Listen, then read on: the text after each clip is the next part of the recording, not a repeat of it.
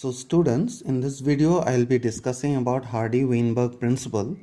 Now, for many students this explanation given in the book seems to be little bit difficult to understand or vague. But let me tell you, it is a very simple concept which tries to tell you under what condition a population will remain stable. Its frequency, the allelic frequency or the gene frequencies will remain constant. So Hardy-Weinberg principle, it is basically a mathematical principle given by Godfrey Hardy. He was a mathematician and a physician, Wilhelm Weinberg. So the principle states that in a large inbreeding population, this is the statement, in a large inbreeding population in which mating is random and in which there is no selection, migration or mutation, gene and genotype frequencies will remain constant from generation to generation. That means if different forces like natural selection, migration or mutation does not work or does not play any role, then the overall gene frequencies in a population will remain constant. Now let us try to understand the explanation of this principle. So what is evolution? Evolution is a process of change occurring in a population. We know that. So change occurring in a population means change is occurring, which means there is a change in the allelic frequency. Alleles are what? Different forms of a gene. So there is a change. You can observe a change in an organism means there is a change in the gene frequency. Now let us assume this particular condition. So let's assume a character being represented by an allele capital A. So what will be the other form? Other allelic form? It will be small a. So every gene we know has a minimum of 2 alleles.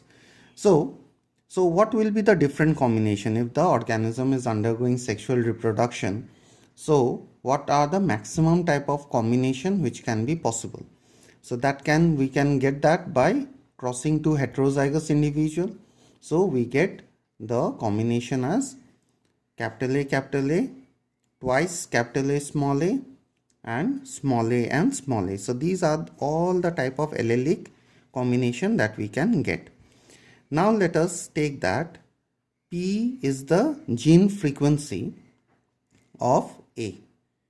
Suppose if 90% in the 90% of the members of a population they are having this gene A or this allele A, then the frequency will be 0.9. So that way. So let's say P is the frequency of gene frequency of A and Q, small q, is the gene frequency of small a. So going by the binomial expression, we can replace the gene frequencies. For capital A we are writing PP. Then for twice capital A small a we write twice PQ, and for small a we write Q and Q.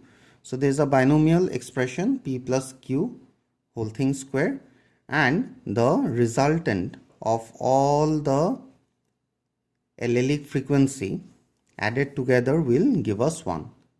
Like I told you, if 90% is dominant, so allelic frequency will be 0.9, and the remaining 10% are having a a recessive trait.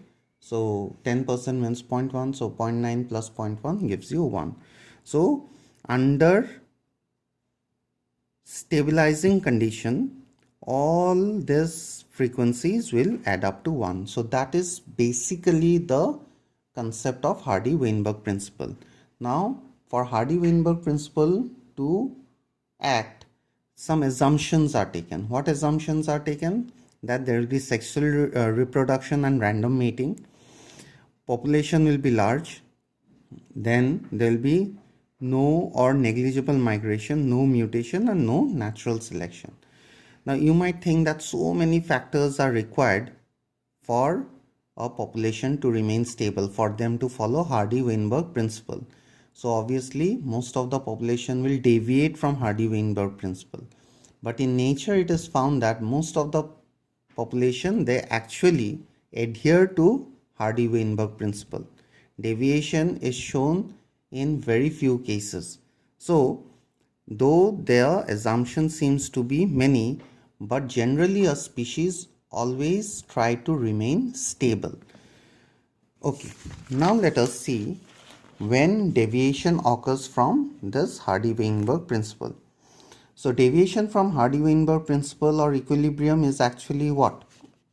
Showing change in frequency of alleles.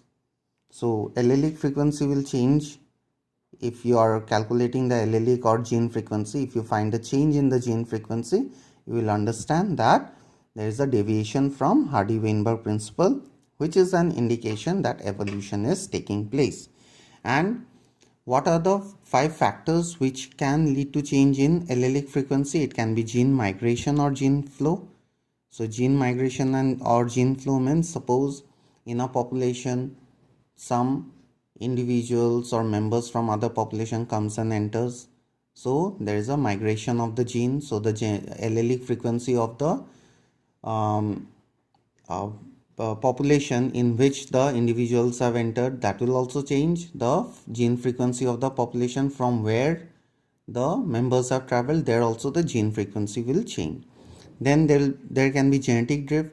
Genetic drift is a kind of sudden slight change in the genetic combination. Then it can be mutation, sudden large scale changes in the genetic combination.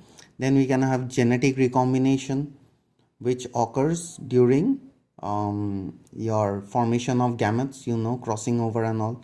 So that can also change the genetic combination to a great extent. And natural selection, that means selection of the fittest and exclusion of the less fit variety. So all these factors in some way or the other, they lead to deviation from Hardy-Weinberg principle. And if we find that there is a deviation from the of the allelic frequency or the gene frequency, we can be sure that out of these 5 factors, some of the factors are in action. Now when there is natural selection, there is a kind of graph given in your NCERT book. So what we can have here, let's try to understand. So this is the graph given here. Here they are saying diagrammatic representation of operation of natural selection. So what kind of population might result due to natural selection?